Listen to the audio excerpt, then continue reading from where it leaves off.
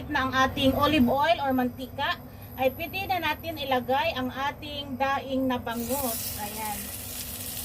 Pag magprito pa ako guys, dito ako nagauna sa may kanyang kaliskis para hindi pa siya masunog itong ating piniprito na daing na bangus.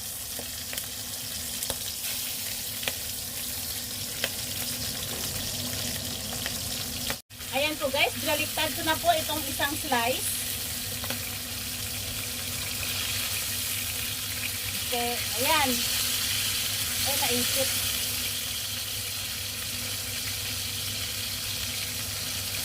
Mahati.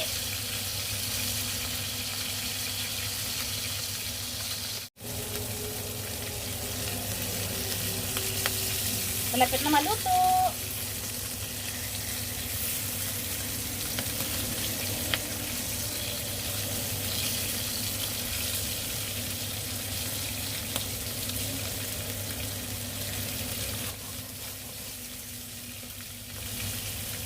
Meron nang naluto na isang slice guys.